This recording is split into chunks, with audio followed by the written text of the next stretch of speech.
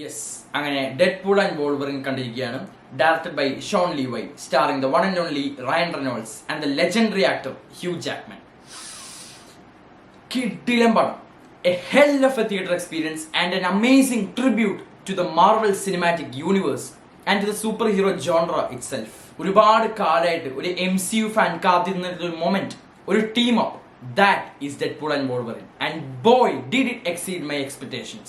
For starters, മാർവലിന്റെ history എടുത്ത് നോക്കുകയാണെങ്കിൽ തന്നെ 2009 മുതൽ 2019 വരെയുള്ള ഏകദേശം ഒരു 10 വർഷത്തിന്റെ കാലയളവിൽ ഏകദേശം 20ഓളം പടങ്ങൾ അടങ്ങിയിട്ടുള്ള ഒരു ഫ്രാഞ്ചൈസ് ആയിരുന്നു മാർവൽ സിനിമാറ്റിക് യൂണിവേഴ്സ്.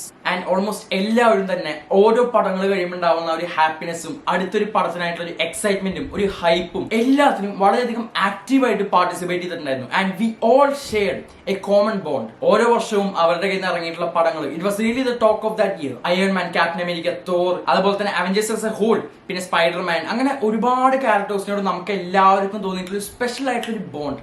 അവർ നമ്മുടെ ആ ഒരു ചൈൽഡ്ഹുഡിനെയും അവരുടെ നമ്മുടെ മെമ്മറീസിനെയും വളരെയധികം ഇൻഫ്ലുവൻസ് ചെയ്തിട്ടുള്ള ഒരു രീതി, that was really special and that was really unique. And അത്രയും കാലത്ത് ആ ഒരു ഇമോഷൻസും എല്ലാം തന്നെ ഓവർ ഫ്ലഡ് ചെയ്ത് പീക്കായത് 2019 അവഞ്ചേഴ്സ് എൻഡ് ഗെയിമിലൂടെയാണ്. And after that Marvel really faced a downfall. Unnecessary ആയിട്ടുള്ള വോക്നെസ്സും ബിലോ മീഡിയോക്കർ പ്ലോട്ട് ലൈൻസും ഒട്ടും തന്നെ ഫ്രഷ് ഇല്ലാത്ത രീതി ഓഫ് എക്സിക്യൂഷനും ട്രാഷ് VFXും എല്ലാം കൊണ്ട് തന്നെ 2019 ശേഷം Marvel really made its way to the garbage down. Marvel ഇറക്കിയിട്ടുള്ള ഓൾമോസ്റ്റ് എല്ലാ പടങ്ങളും എല്ലാ കണ്ടന്റും ഫോളോ ചെയ്തിരുന്ന ആൾക്കാർ വരെ മാർവലിന്റെ 2019 ശേഷമുള്ള ഓൾമോസ്റ്റ് എല്ലാ സാധനങ്ങളും അബാൻഡൻ ചെയ്തു. മാർവൽ സിനിമാറ്റിക് യൂണിവേഴ്സിൽ തന്നെ അവർ ട്രാഷ് എന്ന ലേബൽ കൊണ്ട് ബാൻ ചെയ്തു. ആൻഡ് ഈ ഒരു wave notion all led to this point, Deadpool and Wolverine. And ഇപ്പോഴാണ് as an MCU fan, as cinema lover, we can proudly say that MCU is back. So without any further ado, let's get into Deadpool and Wolverine. ഒന്നാമത്തെ positive, the performances.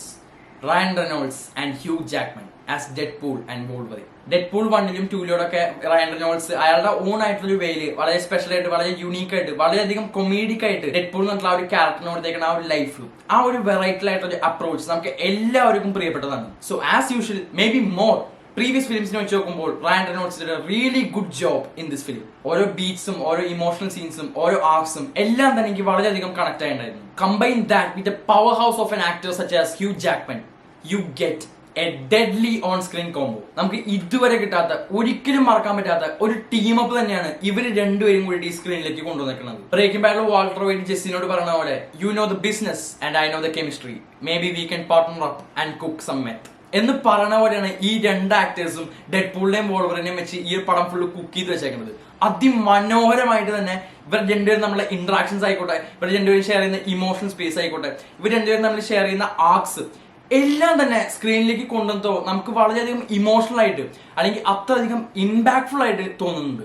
And വോൾവറിന്റെ ആ ഒരു ആർക്ക്, ആ ഒരു 2017 ലോഗനിൽ വെച്ച് അവസാനിച്ച ആ ഒരു ലെഗസി, ആ ഒരു ലെഗസിനെ ഒട്ടും തന്നെ താഴ്മാറാക്കാണ്ട് വളരെയധികം ഓണറിംഗ് ആയിട്ടുള്ള രീതിയിലാണ് വോൾവറിൻ എന്നുള്ള ഒരു ക്യാരക്ടറിനെ ഇത് തിരിച്ചുകൊണ്ടുവന്നിട്ടുള്ളത്. ആൻഡ് ഫോക്സ് സ്റ്റുഡിയോസ് ഇറക്കിയിട്ടുള്ള എല്ലാ എക്സ്മെൻ പടങ്ങളും എല്ലാ വോൾവറിന്റെ പടങ്ങളും എടുത്തു നോക്കിയാൽ തന്നെ this movie might be the best version of Wolverine that we will ever get. ആ ഒരു ജേർണി, ആ ഒരു ട്രാൻസ്ഫോർമേഷൻ, ആ ഒരു ആർക്ക് വളരെയധികം എനിക്ക് ഇഷ്ടപ്പെട്ടിട്ടുണ്ടായിരുന്നു. കാരണം അതെന്തോ സ്പെഷ്യൽ ആയിട്ടുള്ള സംഭവത്തിൽ അടങ്ങിയിരിക്കുന്നുണ്ട്. ആ ഹ്യൂ ജാക്ക്മാൻ എന്നുള്ള ഒരു ആക്ടർ ആയിക്കോട്ടെ, വോൾവറിൻ എന്നുള്ള ആ ഒരു ക്യാരക്ടർ ആയിക്കോട്ടെ, എല്ലാത്തിനും തന്നെ ഒരു ഡെഫിനിഷൻ തന്നെ വെച്ചിട്ടുള്ള ഒരു ബെഞ്ച് മാർക്ക് ആയിട്ടുള്ള പടം തന്നെയായിരുന്നു.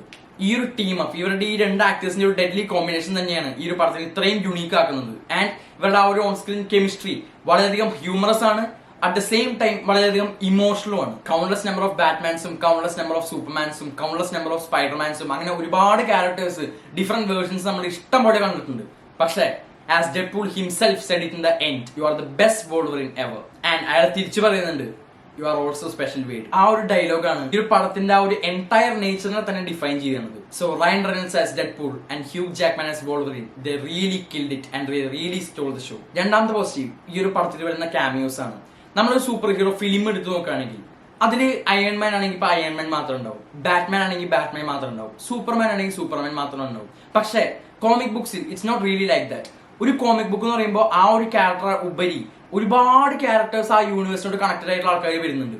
ആൻഡ് ഈ ഫിലിംസിലേക്ക് അത് വരുമ്പോൾ ദാറ്റ്സ് പ്രാക്ടിക്കലി ഇമ്പോസിബിൾ. കാരണം ഏറ്റവും പെർഫെക്റ്റ് ആയിട്ടുള്ള ഒരു ക്യാമിയോ പാക്ക് നമുക്ക് കിട്ടിയിട്ടുള്ളത് അവഞ്ചേഴ്സ് എൻഡ് ഗെയിമിലാണ്. കാരണം അതിൽ ഒരുപാട് ഇതുവരെ മാർവലിൽ ഉണ്ടായിരുന്ന എല്ലാ ആൾക്കാരും അപ്പിയർ ചെയ്തിട്ടുണ്ടായിരുന്നു. ആൻഡ് ആഫ്റ്റർ ദാറ്റ് ഒരുപാട് സ്ഥലത്ത് doctor strange in the multiverse of madness ആയിക്കോട്ടെ, സ്പൈഡർമാൻ നോ വേ ഹോം ആയിക്കോട്ടെ, അങ്ങനെ ഒരുപാട് പടത്തില് ഈ ക്യാമിയോസ് വെച്ചിട്ട് ഈ ഒരു പടത്തിന്റെ ആ ഒരു വാല്യൂ കൂട്ടാനായിട്ട് ഇവര് മാർവൽ ഭയങ്കരധികം ശ്രമിച്ചിട്ടുണ്ടായിരുന്നു. പക്ഷേ ഓൾമോസ്റ്റ് എല്ലാ അറ്റംപ്റ്റ്സും തന്നെ വളരെയധികം പാടിപ്പോയിട്ടുണ്ടായിരുന്നു. Because rather than focusing on the core story line and the content of the film itself, they focus really much on the ക്യാമിയോസ്. പക്ഷെ ഈ ഒരു പടത്തിലേക്ക് വരുമ്പോൾ ആ ഒരു സ്റ്റോറി ലൈനിൽ അവർ ഈ ക്യാമിയോസിനെ ഇൻകോർപ്പറേറ്റ് ചെയ്തിട്ടുള്ള രീതിയാണ് എനിക്ക് വളരെയധികം ഇഷ്ടപ്പെട്ടിട്ടുള്ളത്. ഡെഡ്പൂളിന്റെ ഫോർത്ത് വാൾ ബ്രേക്കിംഗ് കാരണം ഇതൊരു മെറ്റാ ഫിലിം തന്നെയാണ്. അതായത് ഈ പടത്തിന്റെ ഉള്ളിൽ തന്നെ നിന്നിട്ട് ആ പടത്തിന്റെ സ്റ്റുഡിയോസിനെയും പുറത്തുള്ള എല്ലാ സാധനങ്ങളെയും ട്രോളി നശിപ്പിക്കേണ്ട ഈ ഒരു പടത്തിൽ.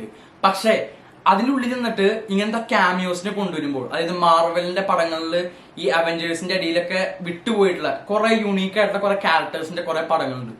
ആ ഒരു പടത്തിന് അവർക്ക് കിട്ടാത്തൊരു എൻഡിങ് ആണ് ഈ ഒരു പടത്തിൽ അവർ കൊടുത്തേക്കുന്നത്, ഒരു ട്രിബ്യൂട്ട് എന്നുള്ള രീതിയിൽ. And that's what's so special about these cameos. കാരണം ജസ്റ്റ് ഒന്ന് ഓൺ സ്ക്രീനിൽ വന്ന് പോകുന്നല്ലാണ്ട് ആ ക്യാരക്ടേഴ്സ് ഒരു ഹ്യൂജ് ലാർജർ റോൾ പ്ലേ ചെയ്യുന്നുണ്ട് ഈ ഒരു കഥയുടെ സ്റ്റോറി ലൈനിൽ. ആൻഡ് ഐ ഗ്യാരണ്ടി യു, നിങ്ങൾ ഒരു സ്പോയിലേഴ്സും കാണാണ്ടാണ് ഈ ഒരു പടം കാണാൻ പോകണമെങ്കിൽ you will be really surprise. കാരണം അത്രയധികം ഒരു പവർ ഹൗസ് ഓഫ് ക്യാമിയോസ് തന്നെയാണ് നിങ്ങൾ ഈ പടത്തിൽ വെയിറ്റ് ചെയ്യുന്നത്. സോ ക്യാമിയോസിനെ കുറിച്ച് ഞാൻ കൂടുതലൊന്നും പറയുന്നില്ല, കാരണം കൂടുതൽ പറഞ്ഞാൽ സ്പോയിലേഴ്സ് ആയി പോകും. But I guarantee you it will evoke goose bumps and it will evoke the 90s kid inside you. മൂന്നാമത്തെ പോസിറ്റീവ് ഈ ഒരു പടത്തിന്റെ ഫിലിം മേക്കിംഗ് ആണ്. And god damn it's really good. അതായത് ഡെഡ്പൂൾ 1ഉം 2ഉം 3ഉം വെച്ച് നോക്കുമ്പോൾ എനിക്ക് പേഴ്സണലി കുറച്ചുകൂടി ഒരു ഇഷ്ടം തോന്നുന്നത് ഡെഡ്പൂൾ 1 ആണ്. കാരണം ഒരു കോമിക് ബുക്ക് അല്ലെങ്കിൽ അത്രയധികം കോമിക്കലി ആക്യുറേറ്റ് ആയിട്ടുള്ള രീതിയിലാണ് ഡെഡ്പൂളിനെ അതിൽ പ്രസന്റ് ചെയ്തിരിക്കുന്നത്. ഓരോ ഫ്രെയിംസ് ആയിക്കോട്ടെ, ഓരോ കളർ പാലറ്റ്സ് ആയിക്കോട്ടെ, ഓരോ തീംസ് ആയിക്കോട്ടെ, എല്ലാം തന്നെ it looks like it stripped out straight from A comic book frame. അതിന്റെ കോമഡി ആയിക്കോട്ടെ, ആക്ഷൻ സീൻസ് ആയിക്കോട്ടെ, ഫോർത്ത് വാൾ ബ്രേക്കിംഗ് ആയിക്കോട്ടെ, എല്ലാം തന്നെ വളരെയധികം യുണീക്ക് ആയിരുന്നു. ഡെഡ്പൂൾ 2ലേക്ക് വരുമ്പോൾ അത് ഡേവിഡ് ലീച്ച് എന്നുള്ള ഒരു ഡയറക്ടറിന്റെ ഒരു ക്രാഫ്റ്റ് ആയിരുന്നു. More than A Deadpool film it was David leeches film. അയാളുടെ യൂഷ്വൽ ആയിട്ടുള്ള ക്യാമറ ടെക്നിക്സും ആക്ഷൻ സീക്വൻസസും മ്യൂസിക്കും അതുപോലെ തന്നെ അങ്ങനത്തെ ഒരു ഹൈ അഡ്രിനലിൻ ഒക്ടെയിൻ സീക്വൻസസും മാത്രമല്ലാണ്ട് വേറെ ഒന്നും യുണീക്ക് ആയിട്ട് ആ ഒരു പടത്തിൽ എനിക്ക് തോന്നിയിട്ടുണ്ടായിരുന്നില്ല. ആൻഡ് ഈ ഒരു പടത്തിൽ ആ ഡെഡ്പൂൾ 1ൽ ഉണ്ടായിരുന്ന ഒരു ഫിലിം മേക്കിങ്ങിനെ കുറച്ചുകൂടി മോഡിഫൈ ചെയ്തിട്ടാണ് ഇതിൽ കൊണ്ടുവന്നേക്കുന്നത്. ഷോൺ ലീവേ എന്നുള്ള ഡയറക്ടർ സ്ട്രേഞ്ചർ തിങ്സിന്റെ കുറച്ച് എപ്പിസോഡൊക്കെ ഡയറക്ട് ചെയ്തിട്ടുണ്ട്. പിന്നെ ഫ്രീ ഗൈയും ആഡം പ്രൊജക്ട് എന്നുള്ള കുറെ കിഡിലനായിട്ടുള്ള പടങ്ങളും ഡയറക്ട് ചെയ്തിട്ടുള്ള ആളാണ്. ആൻഡ് അയാളും ഈ റയൻ റെനോൾഡ്സ് ആയിട്ട് ഷെയർ ചെയ്യുന്ന ഒരു സ്പെഷ്യൽ ബോണ്ട് ഉണ്ട്.